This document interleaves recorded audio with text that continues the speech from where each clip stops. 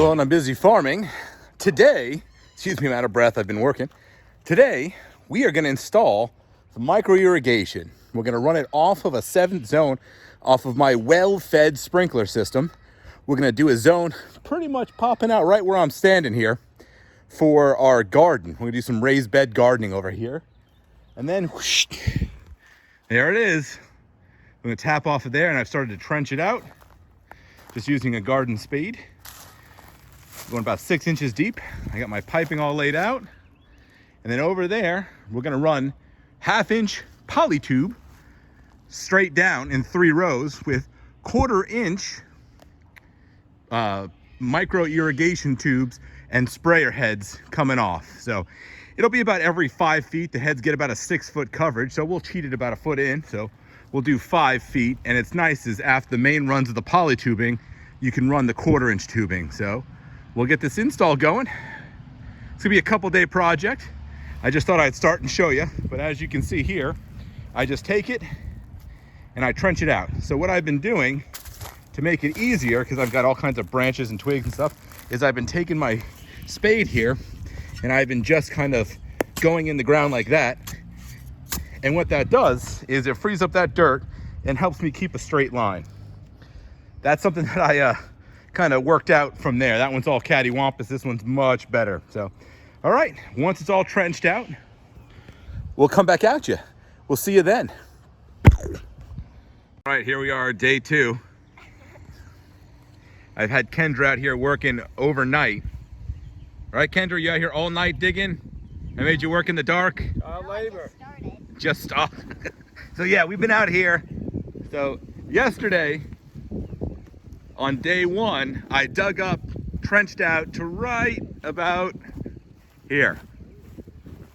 Because I knew this was all covered in trees. There's gonna be tons of roots. So this was slow going, a real fight. So today, No Hugh and I used the axe, dug all this up, and came here, rounded the corner, and we are almost to the food forest.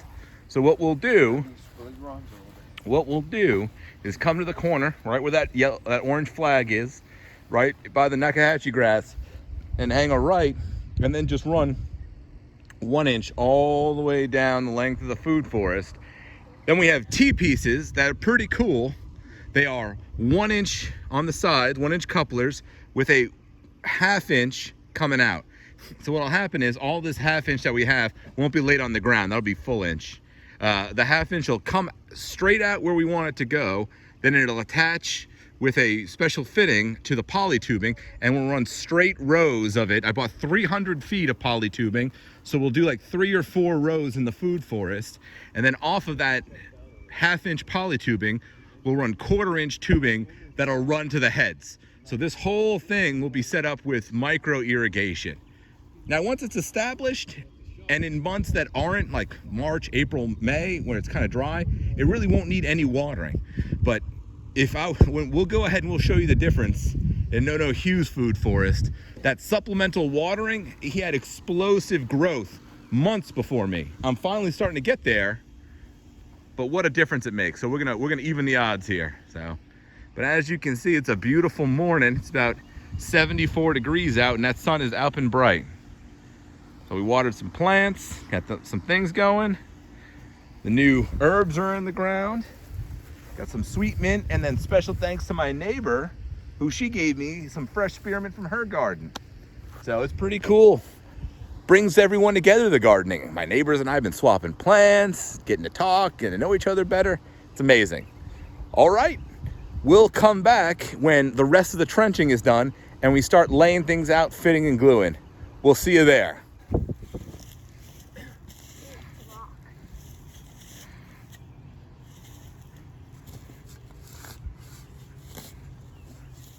Right, Giovanni, did I have you out here with your sister all night digging overnight? Yep, I watched you. It's been fun. You were out here digging all night, right? I had you in the dark out here digging? Yep. Did I? Nope. No? What are we putting in? What are we digging? What are we making? I don't know. You don't know. We're putting in irrigation so you don't have to water the food forest. I think one would do fine, but all right. All right, it's now afternoon, day 2. All of it's trenched out. We went to the local sprinkler specialist store, and we were able to get 20-foot sections of the 1-inch PVC with a belled end. So that's going to make a lot of work easier. So up to where Hugh there is working, we've got the piping all glued. We're using a 2-part primer and PVC cement. You can see in that belled end makes short work without having to use couplers. It's amazing. So we come all the way down, turn and connect right to where that 7th zone was sticking up out of the ground. I tell you, I'll be glad to get that pipe that was sticking up out. When I was back here cleaning it, that was a big concern hitting it, but it goes in super easy. The hardest part of doing your own irrigation is digging the trench. After that, this is all super easy. What do you say? Do you agree there? Yes, it's definitely on a scale of 1 to 5, 2.5 complexity, if even that. And mainly because it's just the labor involved. But you plan ahead, figure out what you need. It goes easy. Oh yeah. You have to grab the end of that. So here we are, we're making the connections for the poly tubing.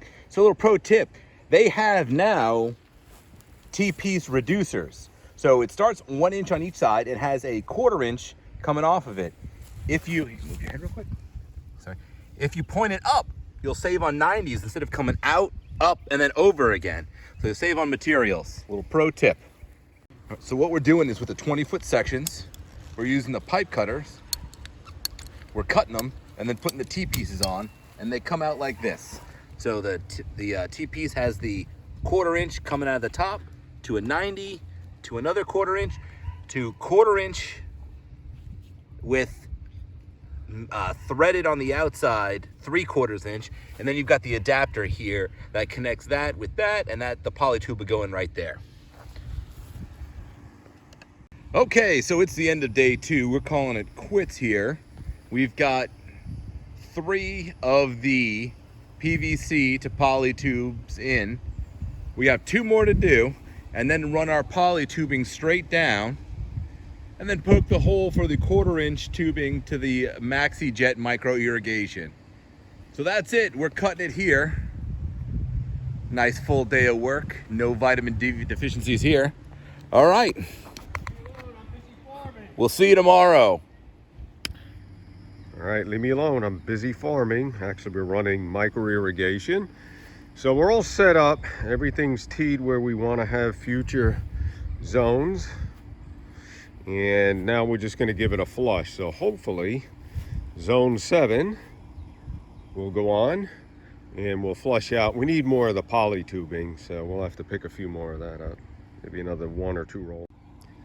We're also going to make sure all of our fittings are watertight. This isn't a high pressure, so typically these tend not to have a leak with the primer and glue for the PVC.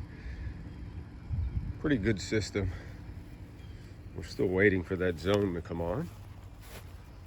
Here's basically what we're going to do. Everything gets run that way, and then from there we can go right and left with the Maxi Jets and the stands. All right, here we have it. Check the ends of the hose. There he is. Gerald, wow, nice pressure. Nothing's coming out of the hose yet. Well, it might not because you're losing all your pressure. So everything's looking nice and tight as far as leaks, none. There you go. That's how you install a micro irrigation. So off of one zone, now we're gonna have to balance the well out. So we're gonna need enough head so that the well doesn't cycle. He actually has a direct pump, there's no tank. So any excess, he actually has a pressure valve on his system that'll relieve that pressure. So that's not as much a concern.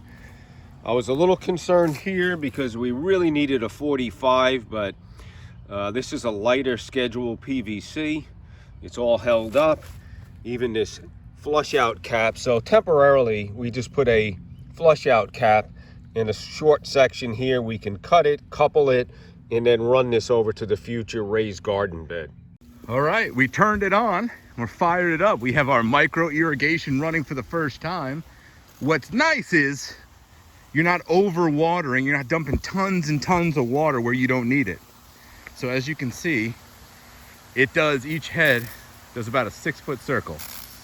So we went a little close over here because this is where our vegetable trellis is for all of our trellising vegetables.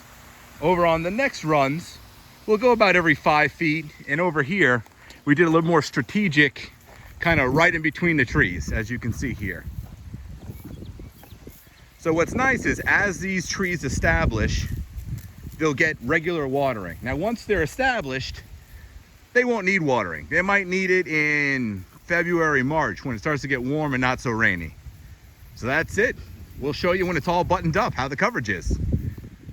So here we are. The food forest has now 100% coverage with these MaxiJet micro irrigation. Now that they're all in and we've got them where we want them, I'm gonna stake them down. What's cool about the micro irrigation versus the regular sprayers that go back and forth, you lose a lot in the air in that travel. This keeps it low to the ground. You don't lose anywhere near as much moisture, and instead of dumping gallons a minute, you're talking about gallons an hour. So you're strategically not overwatering, you're giving it just enough to give it that little extra boost. I mean, look at that. Everything is getting hit in one shot. And this will run for about 10 minutes a day. And it won't need that when it rains. Absolutely beautiful. So that wraps us up for this episode of Leave Me Alone. I'm busy farming.